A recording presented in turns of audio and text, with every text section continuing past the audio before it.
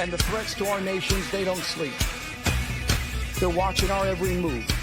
Iran, Russia, China, North Korea, ISIS, Al-Qaeda. They may be watching this right now.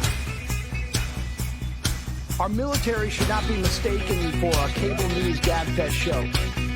We don't care what you look like. We don't care who you voted for, who you worship, what you worship, who you love. It doesn't matter if your dad left you millions when he died or if you knew who your father was. We have been honed into a machine of lethal moving parts that you would be wise to avoid if you know what's good for you. We will not be intimidated. We will not back down. We've seen war. We don't want war. But if you want war with the United States of America, there's one thing I can promise you, so help me God. Someone else will raise your sons and daughters.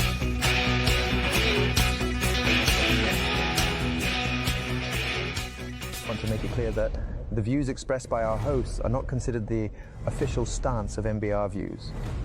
Remember, this is all about having fun and enjoying the ride. Find us on the web at mbradio.us.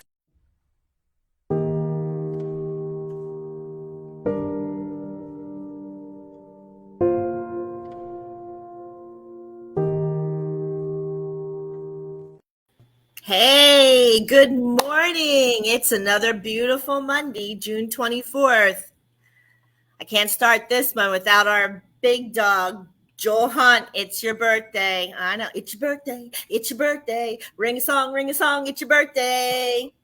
Happy birthday, Joel. Thank you for all you do here on MBR and bringing us forward and allowing all of us vets to heal as we speak. And that is awesome. And I cannot thank you enough and be honored to be here. So it's your day. Whatever you want to do, you do it, buddy. So let's move on. So today we're going to start. Remember how I said I love that I can take you guys through a journey. Yeah, it's my journey in the military, but it's also everybody else's. And we started with like purpose, and we got into egos of people kind of in and out. We got into blah, blah, blah. You can go back because there's like 6 now episodes. I'm so proud. 6 episodes. Now this is 7.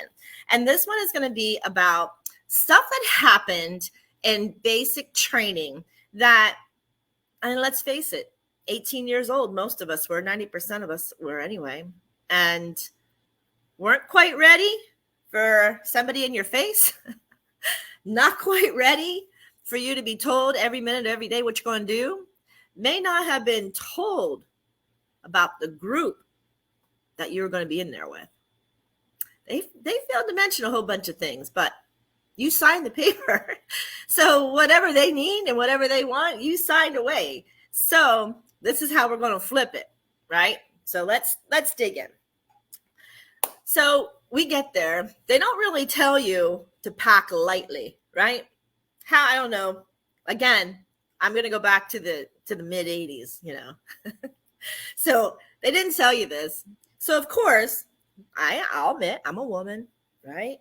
What we need maybe a little bit more extra than men, don't get carried away because I'm not in that movement either. But so here I am. Parents for that Christmas gave me beautiful new luggage, big old luggage, because I was going and I wasn't coming back for a good 4 years. And so they gave me this beautiful luggage. So I packed it. This memory, that memory, basic training, mind you. So I get into this awful bus that, if you look at it now, it was prime in its day, this steel gray bus with the sign Air Force on it and with windows that were, needless to say, hard to open. But we were there. And they get us, we go on this plane, and I'm, cool because now I have the rulers and I'm rolling away, getting there, get all the way there, get to beautiful Texas, San Antonio. And now I'm carrying. They're making me not roll my bag, but I'm carrying it. I am looking for the nearest damn trash can that I could find just to dump it. Because, oh my God, what the hell was I thinking, right? But of course, it'd be nice for someone to mention the fact Or is that just a life learning lesson? It was a life learning lesson. A lesson I'll never forget, right? Pack as light as possible, pack what you need in survival, and that's it. Learned it. See how I flipped that? That was a trigger. Anyway, it was like I cried because I had to throw my personal stuff away, and I was like, this is hot, this is heavy. They won't let me put it down. They're yelling in my face. Pick it up. So this all being said, we get in there. I don't know how fortunate or unfortunate today, but I have to flip it because we are all beautiful beings. But I got in with the forced folks from Harlem, Bronx, and Brooklyn, right? I had people in my area, Scranton. They were all from Pennsylvania. People were from Scranton. And we went in. Remember I told you in the other episode I had beautiful long hair. Beautiful. Look at my beautiful hair now. I look like an alpaca here in Miami with the heat. And I'm sure I just won't even straighten it until November till we're out of it. But beautiful long hair. And I was so proud of it. Thought, oh, that would be nice. I could roll it up, somehow or another and put it up there. Mention my word, somehow or another. And I know guys don't have to really do this. But guys, on the other hand, what you all have to do, they make you completely shave it. I didn't have to shave it, but you guys do. I wasn't allowed to have it on my collar. So the first day was rough, the sergeants, they're yelling, screaming, carrying on, doing what they do best, right? Trying to get everybody's in order and make it that this is, I'm your authoritarian figure and you're going to listen. And I get that. I got that. But what I didn't get is that when I didn't do my hair, and if we are all to be one, and this still, I'm going to tell you, every time somebody tells me they're from Harlem, the Bronx, or Queens, I look at them. I do. That's something I have to get over because I look at them sideways. Some things that you see on TV isn't really true. We all know that. But there's some things that are true. So what I had to learn hard is I had to learn that my hair wasn't important. First day I went out, of course, this lady, sergeant, in my face, yelling and yelling and yelling, screaming about my hair. My hair. Why was that so significant to me? And I just don't get. I to this day, why is hair so significant in the military? I would love to have a sergeant answer that. I really would. What's the difference if your hair is groomed or your hair is, I still, to this day, I don't get it. It's okay. Still hair, still alive. Didn't hurt me any. I grew hair back. But they made that really bad the first week. To the point where my hair would fall because I didn't know how to put my hair up securely. And it made my whole platoon run. Yep, I know what you're going to say out there. Little green pickle, you deserve a beating. Yep. Oh, I got it too. In the middle of the night with a whole bunch of boots, broken ribs. All from those beautiful Harlem, Queens, and Brooklyn. Hurt. It did. Then I went G.I. Jane. I just cut it off. It wasn't that important anymore. So I flipped it. But today, I can say, I'm sorry for my part. I'm not so sure those ladies are sorry for theirs. I can't change that. That's on them. That's their karma. But it really makes me look at individuals when I ISO associate where they're from. Why am I saying this? Because as Americans, and we go and we defend our country, we are to have no judgment or ego. We are there to be justifiable. We are there to balance. We are there to say, enough, let's do this. Okay, but we're not going to sit here and get bombed and get beat up and get killed.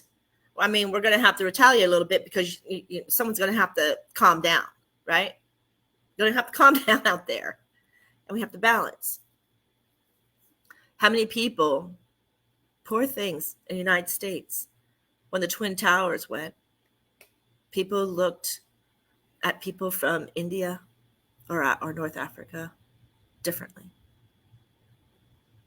All kind of slanderous words, all kind of things.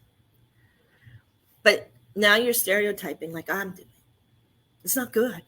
You can never be good when we do that, because everybody is their individual self. I know you know some of the words out there, what we use for the people in the deserts. They were slanderous, right? Sometimes I think that empts our ego, that empts our courage, that empts our velocity, especially those in the front line. They need to get that amping, right? To have the endorphins. The hell, right? Yeah. Yep. The hell. It was tough. It is not easy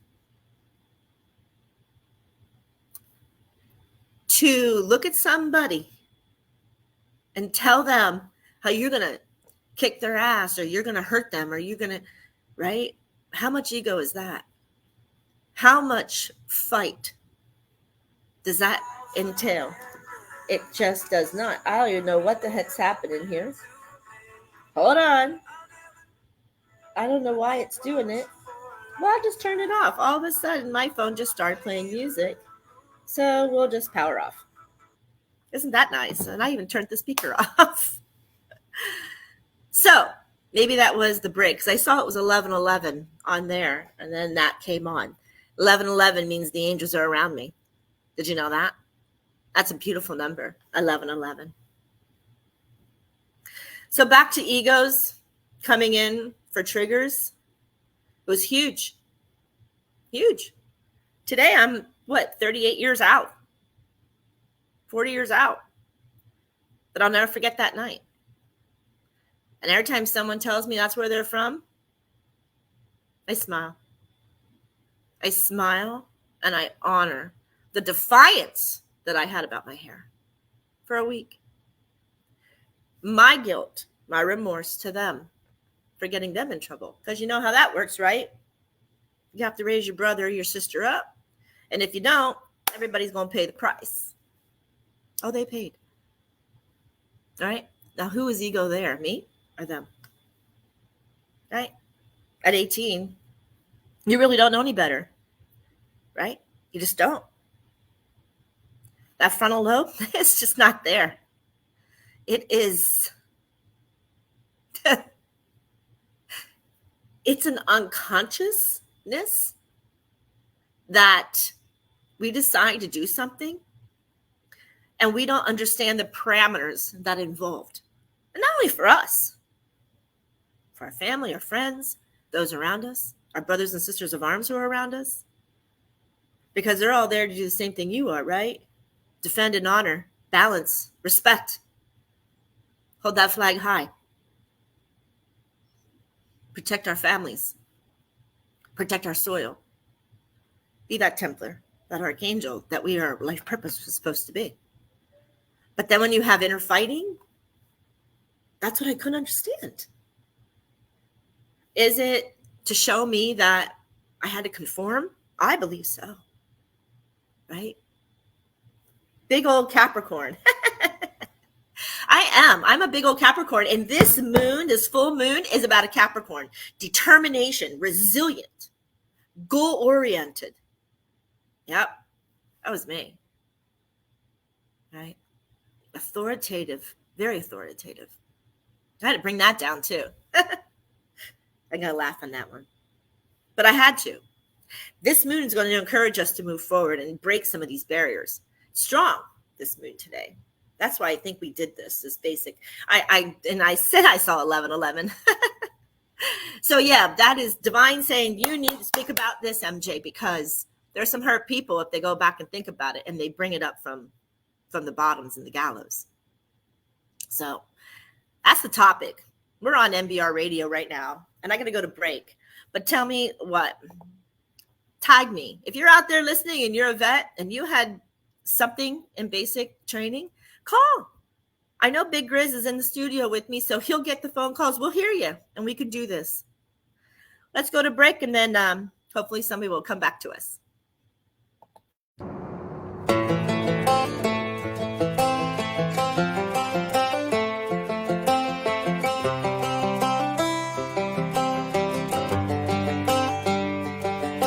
It's the guts and it's the glory. 100 stripes, 100 stories. It's the Pledge of Allegiance on the 4th of July.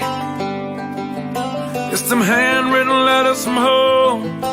It's them sleepless nights alone. It's his newborn baby he left with his wife. Mr. Red, White, and Blue, lay down, hear the line. Mr. Red, White, and Blue, for these stars and stripes. Hey.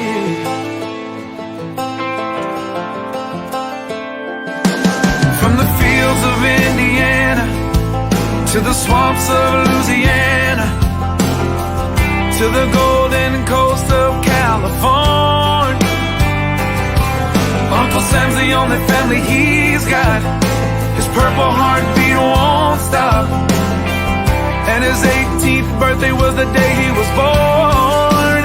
Mr. Red, White, and Blue, lay down, hear the light.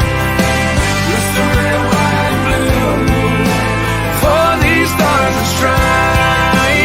Mr. Red, White, and Blue, stand on the front line. Mr. Red, White, and Blue, pay the ultimate price. Oh.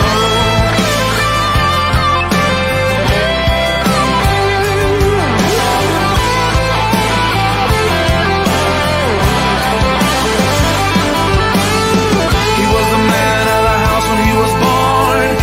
His family is proud but torn. But if you knew him, you would understand. He was raised on how to be brave, just to see the flag still wave.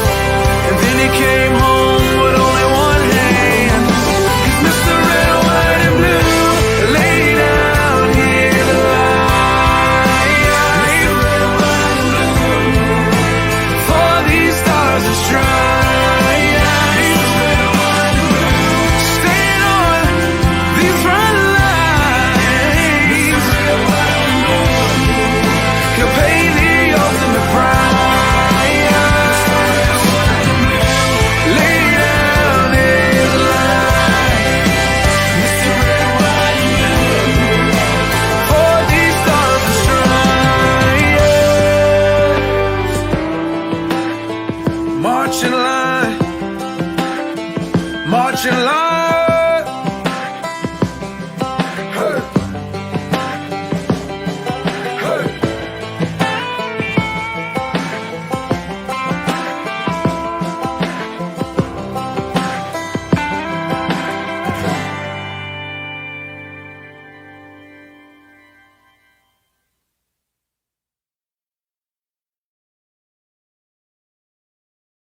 Opinions expressed in this program are those of the speakers and do not necessarily reflect the views or positions of any entities they represent. Find us on the web at mbradio.us. Okay, we're back. So we were talking about events or traumas or scars of basic training, right? So now I'm going to talk about some things in the heart, right? Because that was a physical beating I told you about. So the heart, not being able to call home, right? Not being able to speak to your other loved ones. 2 weeks. 2 weeks. I had to go. Couldn't call them, couldn't speak to them. They gave you a card. They gave you a postcard. And they're telling you what to write on the postcard to send it out. It's really funny because if you have a mom out there, I mean, dads too, but they know that's not your words. They're not dumb. They know it's not. So sometimes you kind of felt shallow, right? Shallow with your soul, shallow with the heart, because either you couldn't speak to them, or maybe you were like me in TSC and I couldn't talk about my military at all for years on end. So it got redacted, and it wasn't redacted until it came out, you know? And it's hard, especially then getting debriefed. We'll talk about that. We already did a little bit on another show, but these things are things you remember, you know? Do you remember the lines? Yep. Do you remember this? Yep. So there's a joke. One of my friends here, there's a little thing that came out, Tinkerbell and Taco Bell. And I've always been thick. I've always been a very short, stocky Italian, right? So the joke is I'm Taco, she's Tink. And in there, I was called the chubby chicken because I weighed 127 pounds. 127 pounds. And I was still a chubby chicken. Huh. I still haven't grown. My feet even haven't grown since ninth grade. But guess what that is? I don't know any other services. I can only tell you me again. So you got this belt, right? And on this belt, you got these 5-pound waters on each of them. And because I was short, right, I'm all the way in the back of the platoon, right? When we're marching, I'm in the back. So Chubby Chicken program makes you run all the way to the front to hold the cars in basic training on the streets so that they can pass and then you can run to catch up with them. That was my job in that first week. My first week, it was a rude awakening and I was very athletic, very athletic. That's why I was very stocky. I was always big muscled. You name it, I was in it. Hockey, basketball, softball, track and field. I was even a cheerleader in the band, for Christ's sake. I was very active, which the band got me a little bit of a break because when I got into, I think it was the third or fourth week into basic training, I ended up in the drum and bugle corps because I could play drums and they were short. So I kind of got a little break, and I'm laughing because even though I got that little break, I didn't, because if you were going to be doing mobility tasks with the Air Force, then you had an extended 3 weeks that you had to stay to actually do some fights in the woods, and it was just fun, right? Fun.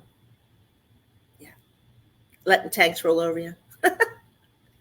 Or getting the best one I love. It's another trigger, and was a gas mask.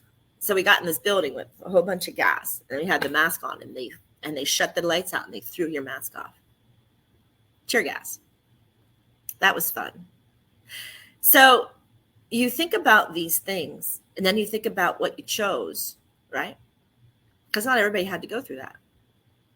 So I'm thinking, wow, I wanted to be a comptroller. The Air Force. I wanted to air traffic control on the outside, be general management. But on the inside, when I was as a soldier, I wanted to jump and make the runway and hook up my ERTs and get these guys in and out. That's truly what I wanted. Didn't realize what I wanted. Here you go, that frontal lobe. Didn't realize what I had to do in order to make that job work. Again, I was not prepared. I personally wasn't, right? I was prepared with my ego. I was prepared with my determination and my strength of how much of a strengthful and powerful person who I was at the time, very determined, I dare you to put that block off my shoulder, I'll kick your ass. Yeah, that was me. It was, and I love it. It is one of those things that I don't regret. I don't ever regret. It was an amazing lesson, and it was what I needed to do for me in my lifetime, for this purpose that I'm in now. Because if I didn't feel some of these things, I couldn't help anybody else out there. I think it was my 8th day in. I woke up, and one of the girls in the platoon had hung herself in the shower. In basic training. It was really like surreal reality. 8th day in. I think about the 14th or the 15th day in, where you kind of had the women on one side, the guys on the other, and you go down and you do your calisthenics and you do all your stuff. The guys are always there doing the ropes course and stuff. And there was a guy, and he OD'd on his shoe polish. I don't know how that's possible, but OD'd on it. I couldn't even stand the smell of that. The fear or the complete depression is huge, is very huge. And the people who go in, you want to ask yourself, did the family push them in there? Were they like the girls from New York with me? They were pushed? Because obviously they weren't there. My mental capacity was of what the hell, right? Thinking I made a bad decision. But I wasn't depressed. I was more getting the red line, anger, and going, oh, I'm going to fight back. And I think that's what basic training is to give that vigor and give that that energy, to give you all of the courage and the endorphins, because that's what they did for me. And I went in the Air Force. I can't even imagine the Marines. God love you all. I couldn't, especially as a female in the 80s. That's rough. There wasn't really many back there at the time. And the ones that went in, a lot of them were pretty rough. And so as we went through, I told you I got to be in the band. But I still had to be with that squadron kind of thing. And we got to this ropes course. Here's another scar. I literally did not have, the over-under logs, right? The over-under logs. Well, they had them after a lot of other upper body, between the pond ropes and all those things. And God love this beautiful man from Kentucky. He, I'll never forget his name.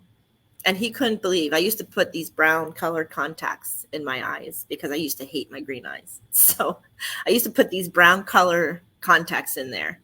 And this beautiful guy, he kept looking at me. He goes, I think you need to go to the medical center, because I guess one had fallen. I don't guess, I know. One of the contacts in the rope course fell out. And so I had one brown eye, one green eye. And he's looking at me, and I'm just in total exhaustion at this point. And he goes, I'm going to help you because I really think. So he takes, and Mr. Strongman, right? And he takes and he just pushes me up on the log, and then I fall right to the other one, and he pushes. And I have such bad eyesight that I'm seeing like 2 or 3 different logs. So I thanked him for that. But there you go. It's a scar, but it's a good scar. It's one of those that I could laugh about going, man, I wish I could ever find you again. Because I just want to tell you how much that meant to me.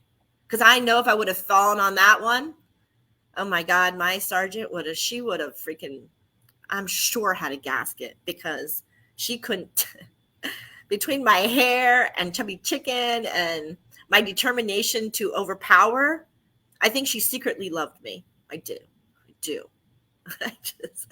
But it's something that we have to, figure out sooner or later. What am I looking at in time here? This light is blinding me. Okay, we got a couple more minutes. So speaking of her, like I said, I thought I was smart. I said it on the other show. I only wore one uniform because I was like, I am not ironing underwear. I'm not ironing these. I'm not doing it. Determination again. That strong-willed freaking Capricorn. Right? Even at 18. Oh yeah. So she realized that I guess there was something that I had dropped on my name tag that I was not aware of, but she noticed it during, morning every time you look at them. Can't remember what that was called, the morning drill or morning whatever. And she saw something. And she literally she took me by my hair and dragged me back upstairs for her to look at all my clothes. And yes, there was, I guess, a little bit of dust on the tops of the shoulders where they've been sitting, because, you know, that's why we have wool blankets. So they make all this dust. So you have the dust every damn day. Well, she took all of them out. She made me carry them outside, put them in the dirt with water to make mud all over everything outfit I had. Then she came inside, ripped up my bed, threw my shit across the room.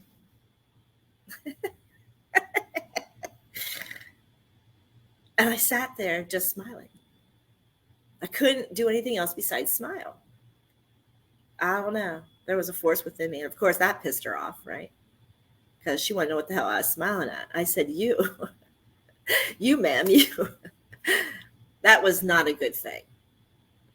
I'm sure you're all out there going, MJ, keep your mouth shut. Yeah, I couldn't. I got to say one more thing, girl. I got to be a white girl. I got to no. I had to do it. It's kind of like you can take a horse to water, can't make him drink. And you can punish him all you want, but you still can't do that, right? I got to take a break.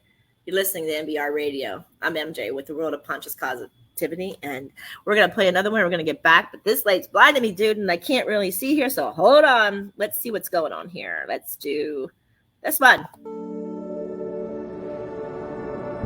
This cave is a one-stop shop to heal whatever ails you.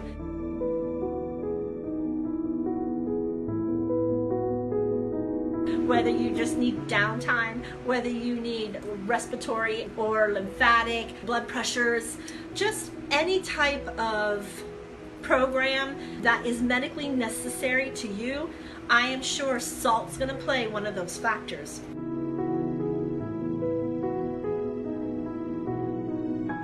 We use saline for our eyes. We use salt water for our ears. We gargle with salt water for when we have sore throats.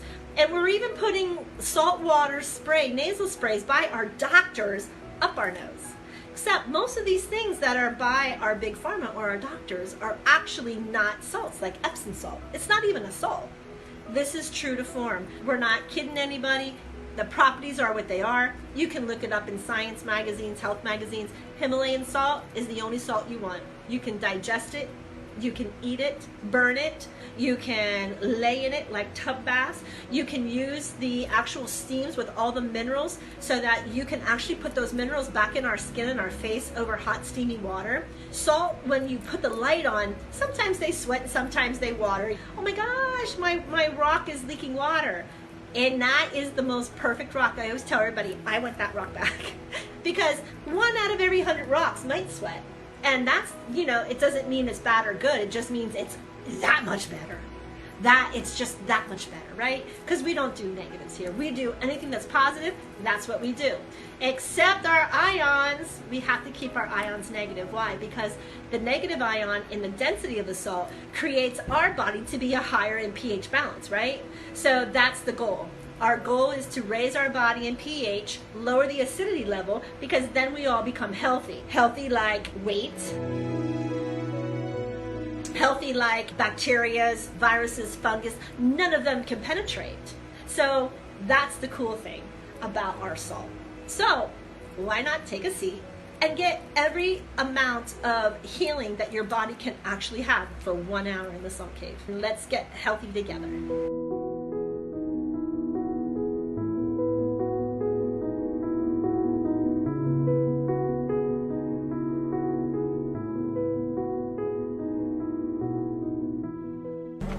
You going back in? There's still men out there. God damn.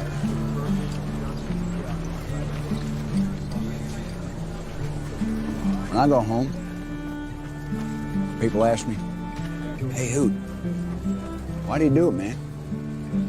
Why? Just some kind of war junkie? I won't say a goddamn word. Why? They won't understand.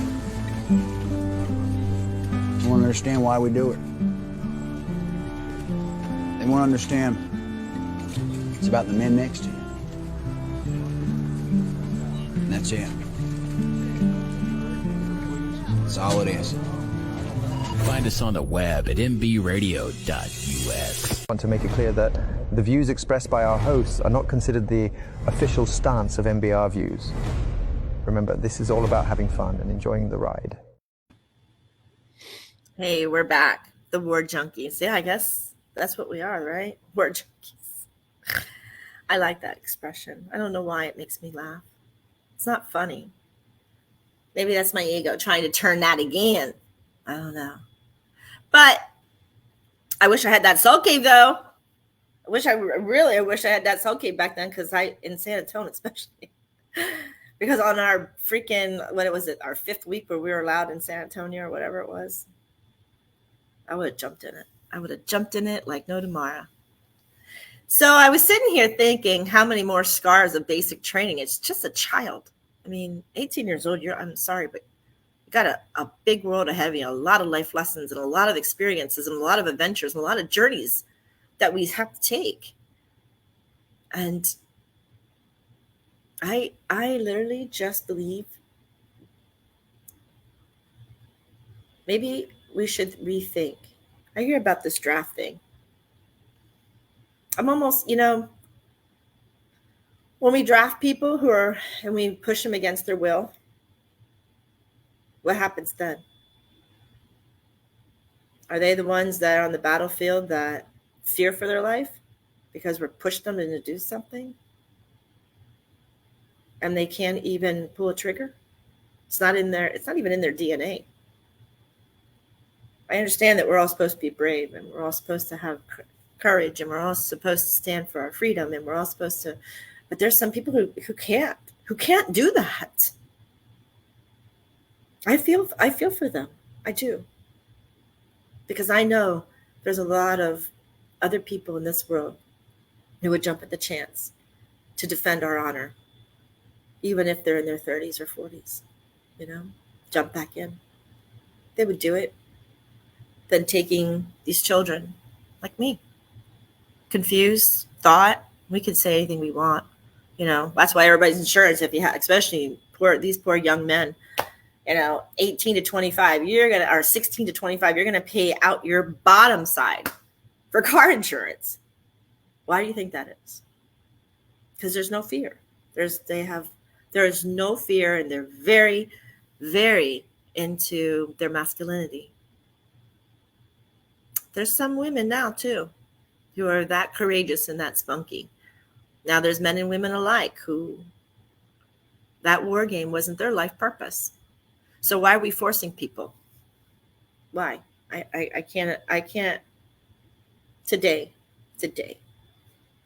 I don't believe that, because they'll be the first ones who perish.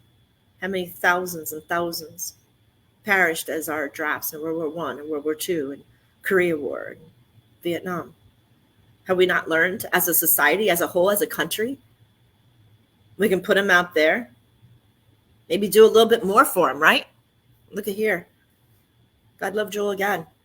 Allowing to have veterans to have a voice, right? What do you want to do? Where do you want to go? Right? A little bit more freedom, that we fight for our freedom. A little bit more will, that we fight for our will. Right? A little more safety. How do you do that, MJ, with war? I get you. I get you. I get you. How do you do that? Well, because if you're going to go in to be infantry, you already know you're facing war. If you're going to go in to be in a submarine, you already know what's going to happen. Now, that's common sense. But if you're going to go in as a nurse, right? Who says you're going to be on the front line? If you're going to go in for an airplane mechanic, who says you're going to be on the front line? Right? First responders, God love them. MPs. So those warriors, those beautiful freaking Knight Templars, the honor and admiration I have is beyond. The passion, my heart. It's not easy. It's not easy for some of these scars. I mean, I told you about mine. I can laugh now. How did I flip it? I told you, the ones from New York, I still watch them with the corner of my eye. And that's not right, because that's judgment. This is what we're trying to do. We're trying to remove it, because that's not everybody. It's not easy. Smile, keep my distance. I'm getting there, because before they would say it and I would run the other way. I'd snark it and go, you don't even deserve my time. Yeah. Not today. Today I look at them, give a little eye going, okay,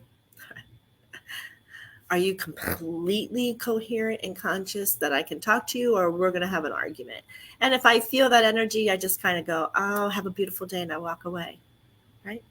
Because a lot of it can be my energy, right? Still having an underlining. So let's not forget that. We can heal ourselves. We can, and we can flip the patterns. I had to learn that. I had to learn respect. I had to follow order and not my order, right? Because if you don't follow orders, everybody in the military and the armed forces will tell you someone's going to die, right? Someone. Maybe our hair. I saw Grizz's comment. It's uniformed. I get it, but hair's not clothing, right? I'm not sure that if I was on the front line, hair is going to have anything to do with it. So I'm saying, how about we minimize some of the stupidity, ironing underwear.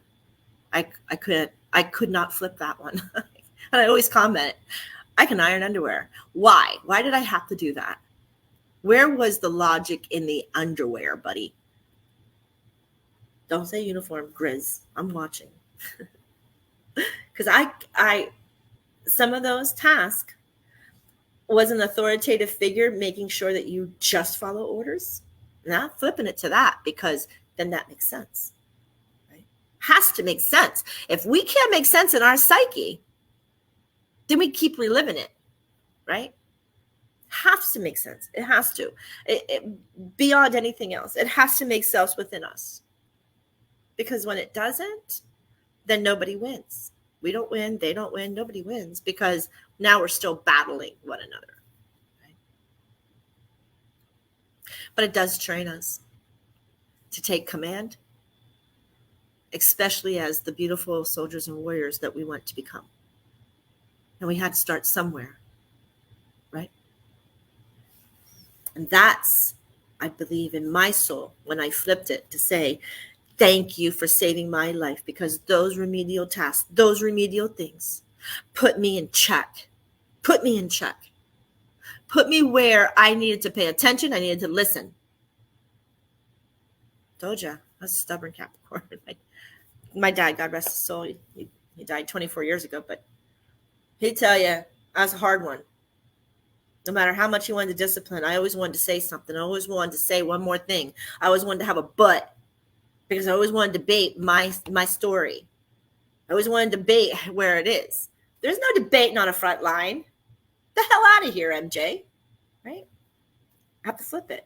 Have to sometimes be hard on yourself. Yep. Sometimes you have to love yourself more than you're hard on yourself. Love yourself to know that there's a purpose. Divine God, Father, Mother God didn't put us here without a purpose. And so everything that we have remorse, guilt, or we have scars from, there's a purpose. What is that purpose? Well, for me, when I look back, I came from very, very small country little place in Pennsylvania as a country bumpkin. Our biggest thrill was emptying pig barns in the summer at the Davies. That was my thrill, besides my swim team and stuff. But that was our thrill. That was our playground, right?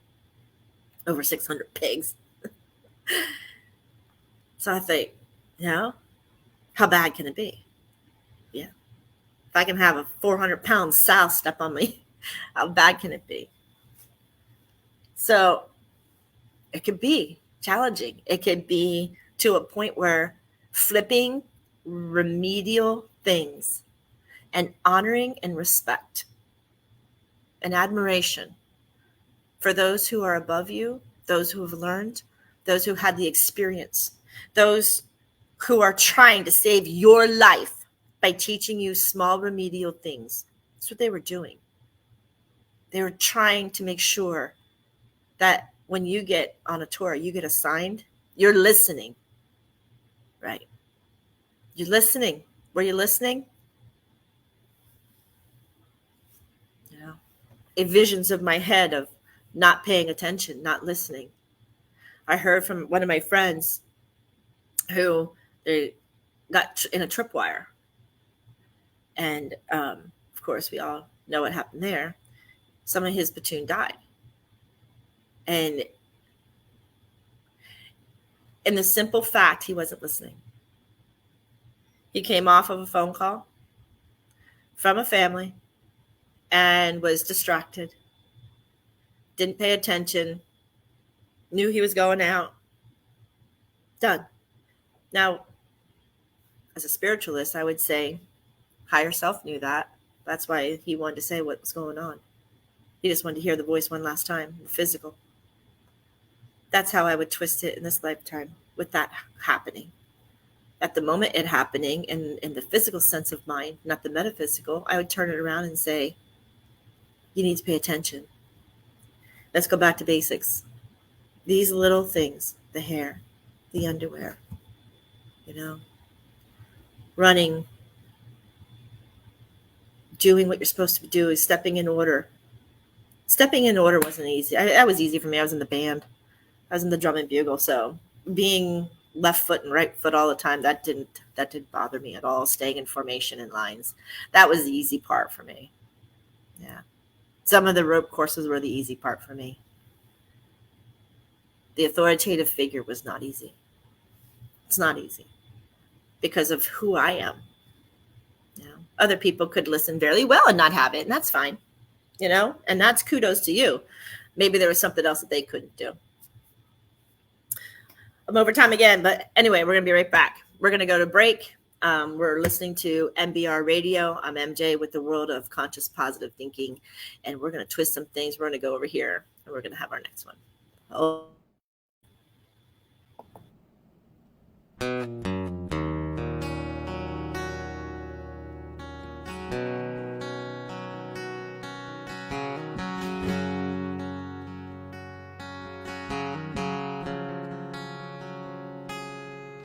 Another regular day, nobody knows. It's that time, he's coming home to them from a foreign land. He pulls up, his mama cries, looks at daddy with tears in his eyes and says, nothing feels better than this. Couple of months go by and no one sees. Something just ain't right, only wants his peace. He needs help, but he don't know the path to take or the way to go to be free and put his mind at ease. We will help, 'cause we can't stand to see a soldier go to God by their own hands. We will do everything we can to make 22-0 again.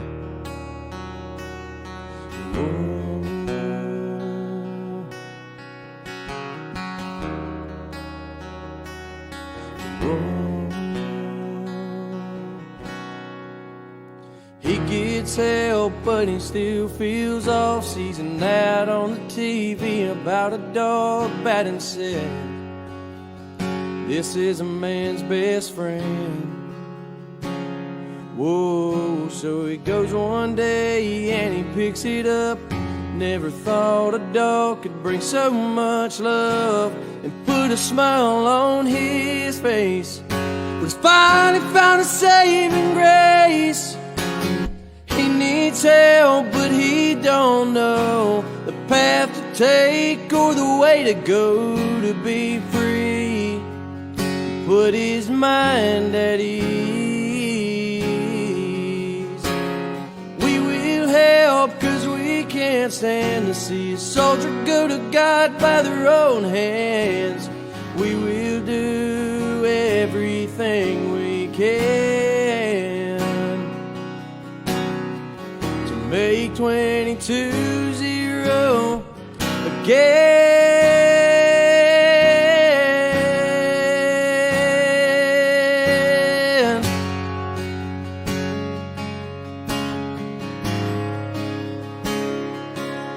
Whoa, whoa.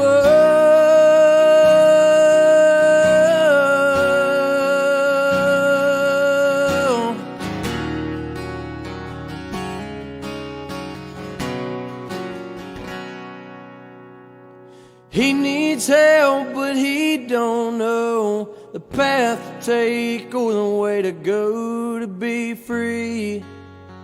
Put his mind at ease. We will help, 'cause we can't stand to see a soldier go to God by their own hands.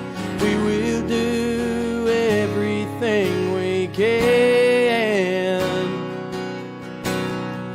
to make 22-0 again.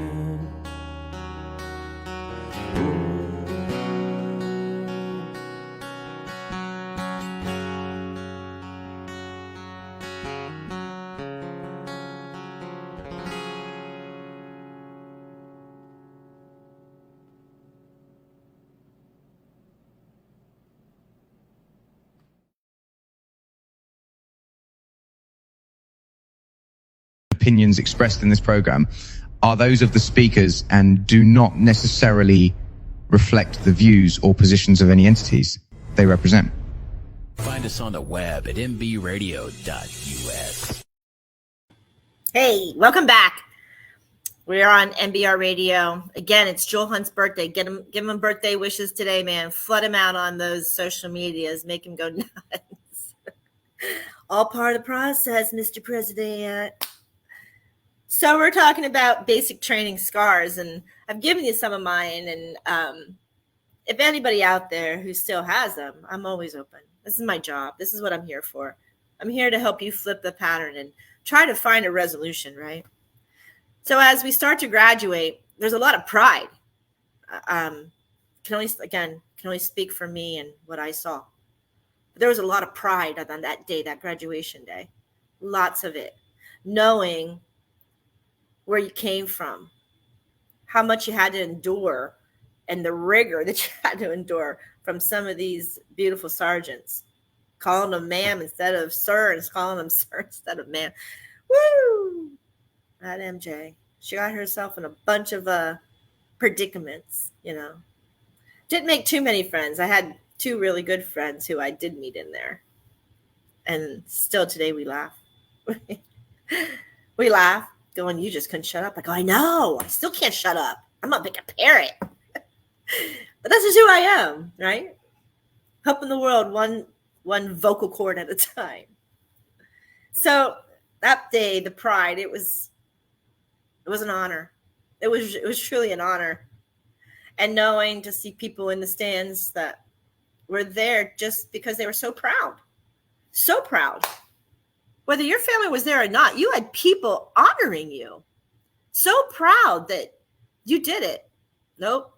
You know, one of the other horrific things we had, I watched in the squads, and I watched a guy jump out of formation in front of a car. He didn't get killed, obviously. He didn't make it into the service after that.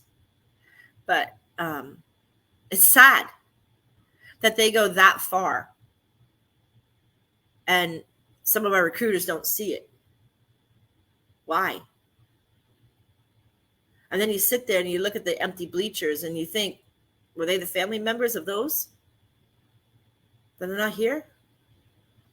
Short little time. And 3 deaths in such a short little time that I witnessed. 2, and the one really badly injured.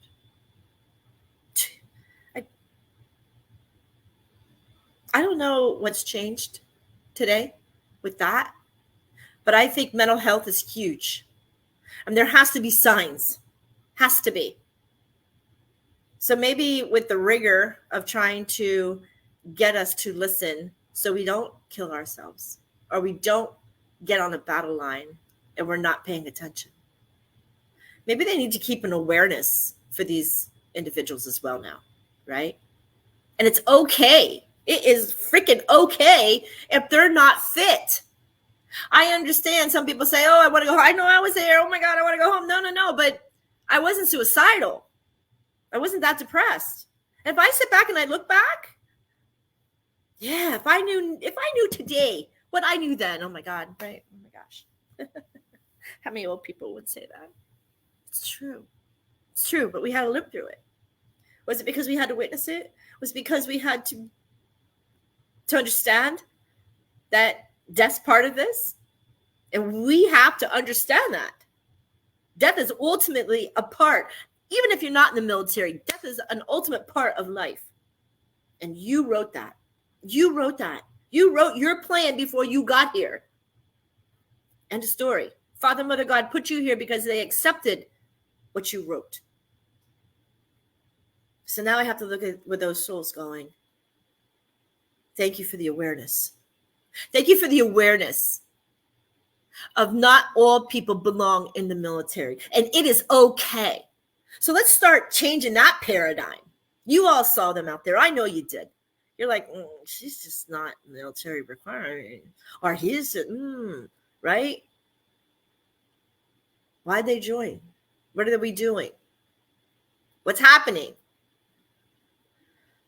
Maybe we'll have less suicides inside of the military. They weren't even on the battlefield. Basic training. I hope somebody can email me, text me, let me know that these drill sergeants now are looking after that. Because what good is our talking about PTSD and suicide afterwards if we can't even get our brothers and sisters who decided that they were going to go in and can't make it, or forced in and can't make it? Why are we killing off our own? I see this is where MJ has to, like, I battle myself with this. Are they doing something? What are they doing? Right? Yeah, you're going to watch everybody else's, I can't remember who it was the other day, but I was watching him and he was like, yeah, you have how many different stereotypes of people. And, he started naming them all. But he never named those that were depressed, those that were suicidal. Why? Isn't that your job, to protect your soldiers? You're there as a sergeant to protect your troop. These are your orders. This is what the rigor is. This is what we're going in for. Well, drill sergeants, I'm not there anymore. But I pray to God that you're looking for them, because I know that wasn't on the list of, the different personalities coming at you. I hope so. I don't like the word hope. I pray that you see this. I pray it brings awareness. I pray that it brings attention. And I pray that if people aren't fit, why are you pushing them against the line just to commit suicide or ended up killing themselves anyway on the front line because they have the fear? Right? No good. No good. But those who stood proud, those who went through graduations, God love you, Saul. You got in. Where'd you go next? Right? Then you got your orders. Where are you going? Where's your orders taking you? Mine took me directly to air traffic control school, Mississippi. Some people get deployed right away, right? If you're infantry, just get deployed. You get to something and you start your basic, you start your training for whatever you're going to be doing, and you go. Proud moments, even when you could see your family finally. You got it like a week. I mean, I know I did. I got a week between my basic and going into Mississippi. And it was such a proud moment because for all of those who didn't want me to go, they were still proud of me now, right? They're proud to know that I was doing that. And I hope some of your family was too. And I hope that you felt that beautiful, this is why I did this, because I love them, right? This is why I needed to, I love them and I love the rest of my family and my friends. This is why I did it. Ask a vet, or even ask somebody in, why are you doing it? Why are you here? Just like that commercial, right? War junkie? Nope. Honor. I'm about honor, balance, respect, right? You respect me and my airing and my area. I respect yours. There's greed. War is about greed. It's all it's about. Man's greed, wanting to control. Maybe instead of taking the infantry out, take him out. Why? It's like George Soros, and I'll say it.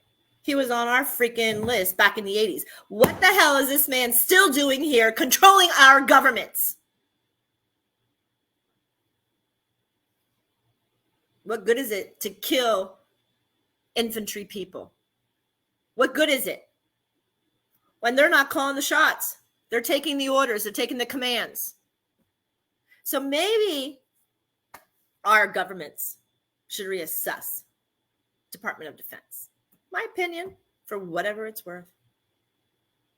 Why are we taking out men when they're being placed as orders? In some of these countries, they don't even have a choice to go or not to go.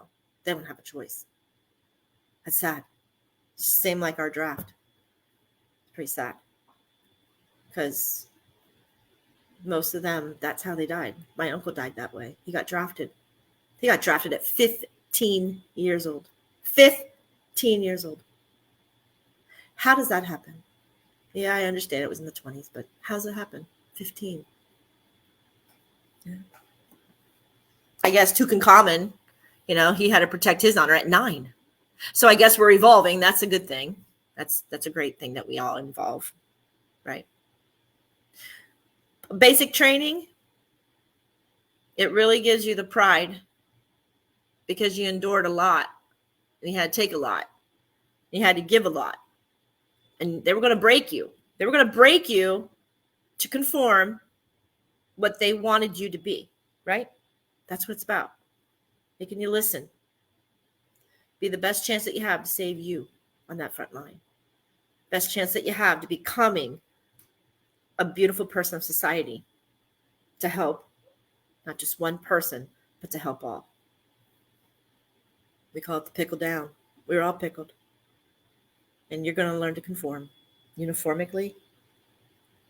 Stupid little things. Why was that matter? Because it was all about listening. And today, because after that, when you went on your journey, you really paid attention. Because if you don't pay attention, you watch death straight in the face. Whether it was on the front line or whether you just watched people take their own lives. Right? Sickening. Saddening. But then you got to twist it around saying their purpose in life was fulfilled for whatever life lesson that they had to come here to fulfill. As a catalyst for themselves or for us, they fulfilled that prophecy. All of us do. They're not just the only ones. Again, God has no religion. There's no religion. Not one's better than the other. Because Father and Mother God, who created us, allowed us to tell him our journey and approve it for whatever lessons that we were here. So if you went through basic training and you're here and you're listening and you still have scars and you can't get over some of them, let's flip it. Flip it. Flip it to a positive. Don't keep coming back like me with New York, right? Someday I'm going to really let it go and I'll just be like, yeah, I got my ass booted in the middle of the night. That hurt. Broke my ribs. Yep. Hurt. Anyway, think about it. Because now we're on that journey, right? We're on the soldier's journey. I'd love to take some of you with your soldier's journey like I do here in Miami. I would. You're so interesting and you're so beautiful because you did it. You did it. You made it with freaking courage. And you honored your life purpose and you honored your soul purpose. And not only that, you honored every person who walks the foot of the goddamn United States. People aren't thankful for you. They don't deserve you. I do. I love you all. That's our show. Basic training. We're going to kick it back there.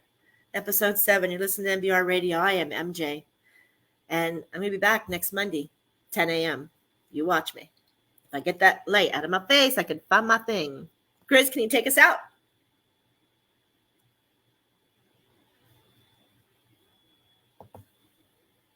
I can't see. That's the show for today, everyone. Thanks for listening. We'll be back next week with an all-new show. And remember, you can listen to us again and again.